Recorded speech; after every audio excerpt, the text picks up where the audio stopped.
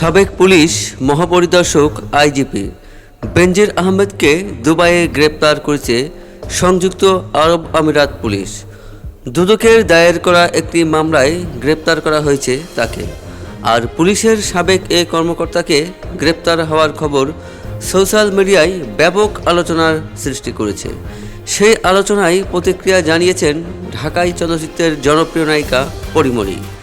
এ অভিনেত্রী প্রতিক্রিয়া জানালেও দীর্ঘ কোনো বক্তব্য কিংবা বাক্যে জানাননি।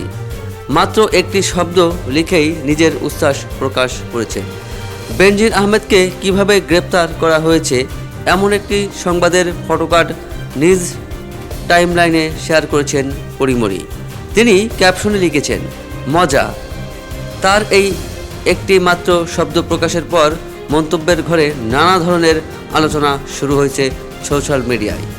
পরিমণির এই ক্যাপশন নিয়ে অনেকেই ধারণা করেছেন 2021 সালে ঢাকা বোট ক্লাবে ঘটে যাওয়া ঘটনাকে কেন্দ্র করে অভিনেত্রীর জীবনে যে আইনি জটিলতা তৈরি হয়েছিল ওই প্রসঙ্গের জন্যই হয়তো এদিন এমন প্রতিক্রিয়া জানিয়েছেন। যদিও এ ব্যাপারে বিস্তারিত কোনো ব্যাখ্যা দেননি তিনি।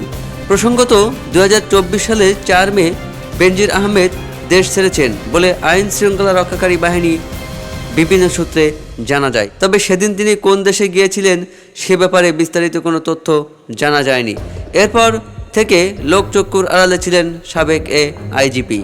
বেনজির আহমেদ 2020 সালের 15 এপ্রিল থেকে 2022 সালের 30 সেপ্টেম্বর পর্যন্ত আইজিপি ছিলেন।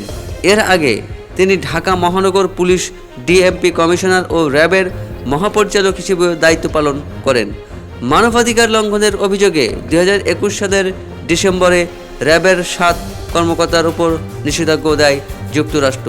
ওই সময় র্যাবের দায়িত্বে থাকা কর্মকর্তাদের পাশাপাশি এই বাহিনীর সাবেক কর্মকর্তারাও নিষেধাজ্ঞার আওতায় ছিলেন, যার মধ্যে বেনজির আহমেদের নামও ছিল। যুক্তরাষ্ট্র যখন নিষেধাজ্ঞা দেয় তখন আইজিপির দায়িত্বে ছিলেন বেনজির আহমেদ।